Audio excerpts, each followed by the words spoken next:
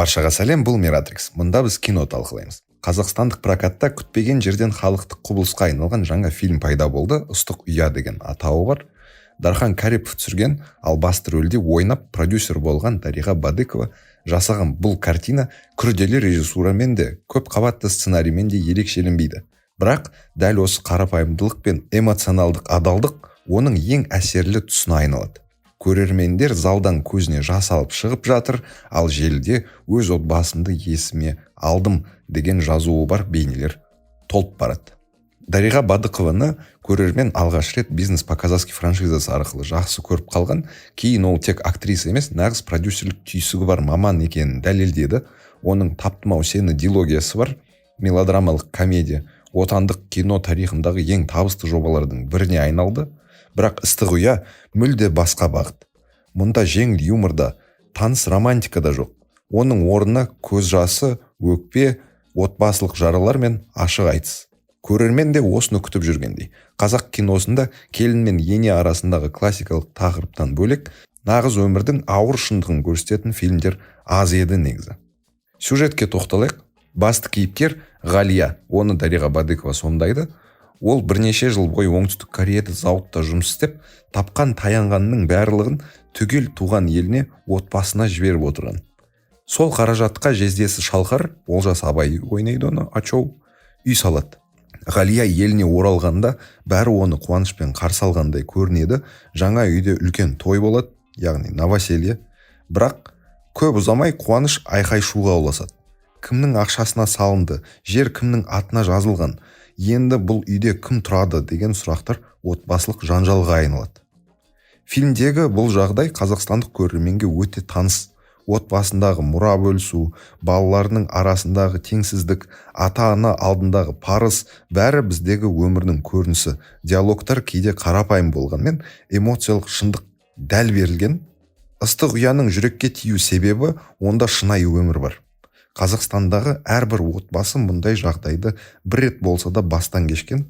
Сіз болмасаңыз көршілеріңіз бар, туыстарыңыз бар дегендей.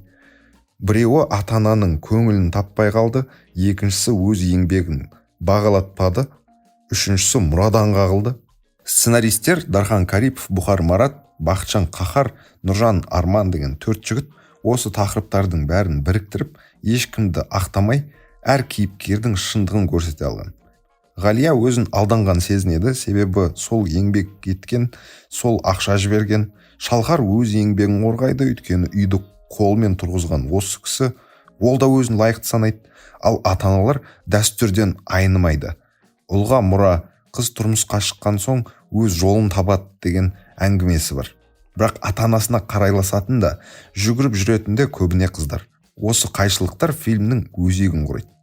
Кино көбіне армандарды көрсетеді, ал ыстық ұя өмірдің өз шындығын ұсынады. Мұнда қазақ отбасы тек жылулық пен береке ордасы емес, сонымен қатар жасырын өкпемен айтылмаған реніштің мекені. Бәрімізде сол ғой негізі, былай қарап тұрсаң. Бұрын мұндай тақырыптар тек ток-шоуларда ғана көтерілетін, ал үлкен экранда мұндай ашық тура әңгіме сирек болатын. Сондықтан бұл фильм көрерменге бір мезетте ауыр да жеңіл де тиюі мүмкін, өйткені ол біз туралы. Фильмде қазақ қоғамындағы бір маңызды үрдіс байқалады. Отбасы институты өзгеріп келеді. Туыстар арасындағы соттасулар көбейді, әйелдер отбасын асыраушыларға айналды, ал дәстүрлі рөлдердің шекарасы бұлдырлап кетті. Ыстық ұя бұл құбылыстарды бағаламайды, ақтамайды, жай ғана тіркейді. Көрсетіп қойып болды.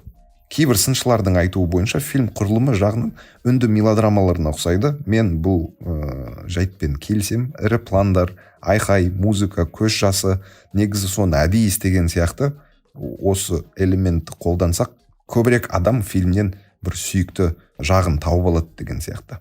Жаңа фильмнің элементтерінің барлығы сәл асыра айтылғандай, кейде тым эмоционалды болып көрінеді.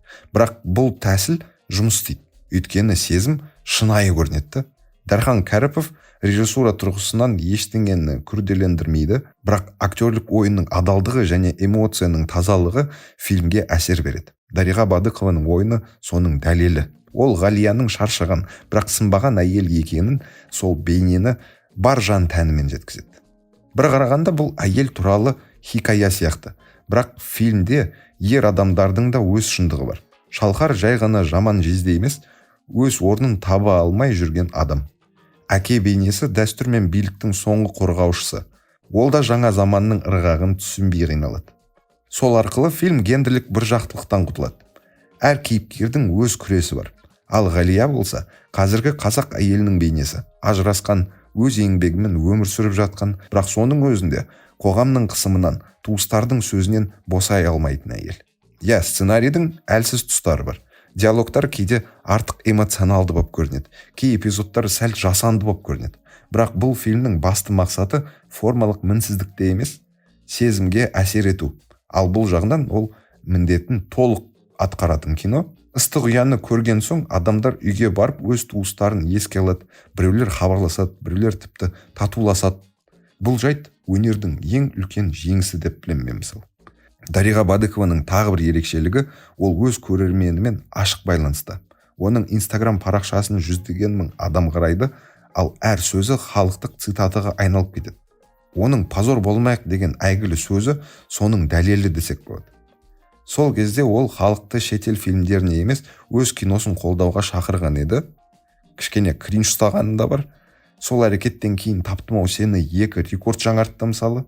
Мен Дариғаның сол әңгімесімен келіспедім мысалы, кекеткенім де бар оны. Дегенмен фильм рекордты жаңартты, яғни оның продюсерлік стратегиясы жұмыс істейді деген сөз.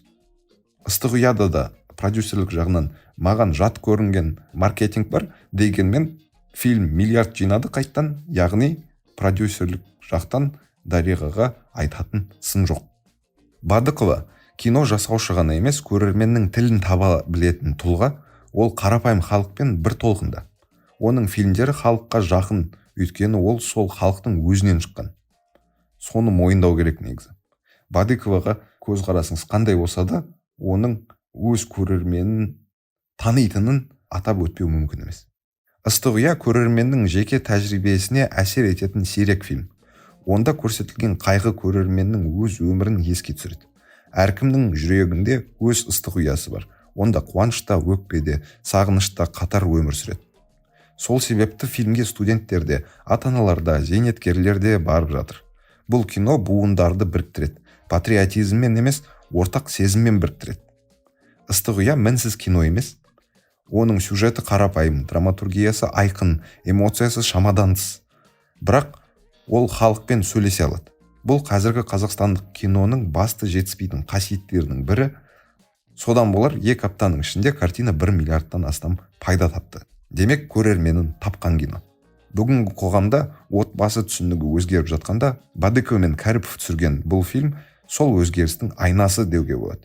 Сәл дөрекі, бірақ шынайы айна. Біраз жылдар өтіп сол киноны қарағанда, сол жылдары сондай еді ғой деп еске алатын кинода. Басқа менің айтарым жоқ. Келесі көріскенше жақсы кино көріңіздер.